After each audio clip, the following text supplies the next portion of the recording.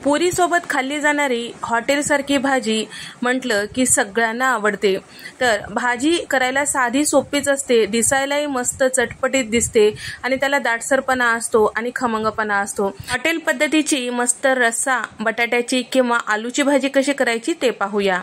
तर या ठिकाणी आपल्याला वाटण करण्यासाठी मिक्सरच्या भांड्यामध्ये 2 इंचाचं आलं, सुकं खोबरं छोटे तुकडे साधारण 5 ते 6 आणि 8 ते 10 लसणाच्या पाकळ्या आणि चमचाभर जिरे आणि थोडीशी कोथिंबीर टाकून पाणी न टाकता याचं वाटण तयार करून घ्यायचं। भाजीसाठी इथे मी थोड्या मोठ्या आकाराचे 3 बटाटे उकडून त्याची साल काढून घेतलेली आहे आणि हाताने या पद्धतीने थोडंसं मॅश करून घेतलेलं आहे। म्हणजे फोडी असलं पाहिजे आणि थोडंसं मॅश झालं पाहिजे, म्हणजे भाजीला छान दाटसरपणा येतो।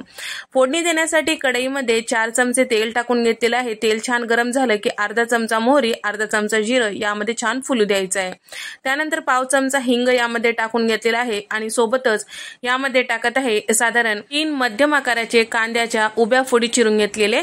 आता हलकसं रंग चेंज होईपर्यंत आपल्याला हे तेलामध्ये परतून घ्यायचं आहे।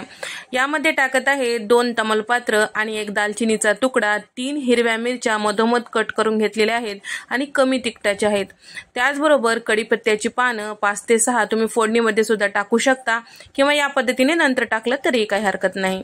सोबतच यामध्ये 2 मध्यम आकाराचे छान पिकलेले लाल टोमॅटो त्याच्या उभ्या फोडी चिरून घेतलेल्या ते सुद्धा टाकून घ्यायचं आहे। इथे आपल्याला गॅसचा फ्लेम कमी ठेवायचा आहे आणि सोबतच पावडर मसाला टाकून घ्यायचा आहे।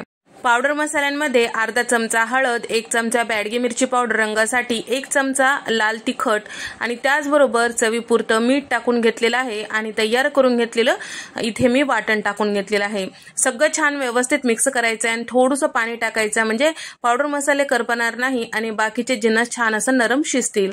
झाकण लावून 1-2 मिनिटांसाठी वाफ काढून घ्यायचं आहे, तेल साईडला सुटेपर्यंत। या ठिकाणी 2 मिनिटांनंतर तुम्ही बघू शकता तेल छान सुटलेलं आहे।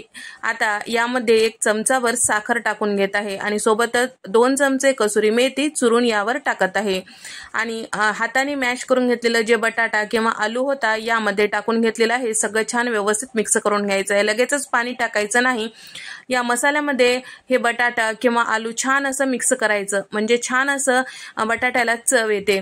आता या ठिकाणी सगळं छान व्यवस्थित मिक्स करून घेतल्यानंतर 1 मिनिटानंतर या ठिकाणी आता आपल्याला गरम पाणी टाकायचं आहे। तर इथे मी ग्लासभर इतकं गरम पाणी टाकून घेतलेलं आहे। तर अशी भाजी जास्तीची रस्सा नसते किंवा जास्तीची अशी दाटसर नसते, तर थोडीशी लपतपी अशी भाजी असते। या पद्धतीचं आपल्याला ही भाजी ठेवायची आहे आणि त्याचबरोबर थोडंसं वरतून कोथिंबीर टाकून घेतलेली आहे म्हणजे डोळ्याला दिसते की मस्त हिरवगार असं। आणि त्याचबरोबर 1 चमचाभर इतकं गरम मसाला किंवा काळा मसाला यामध्ये टाकून घेतलेला आहे। सगळ्यात अखेरीस टाकायचं म्हणजे चव छान टिकून राहते। सगळं छान व्यवस्थित मिक्स करून घेतलेलं आहे। झाकण लावून थोडंसं तेल साईडला सुटेपर्यंत सगळे मसाल्याचे जिन्नस छान असं व्यवस्थित मिक्स होईपर्यंत वाफून घ्यायचं आहे। 1 मिनिटानंतर तुम्ही बघू शकता भाजी इथे आपली तयार झालेली आहे।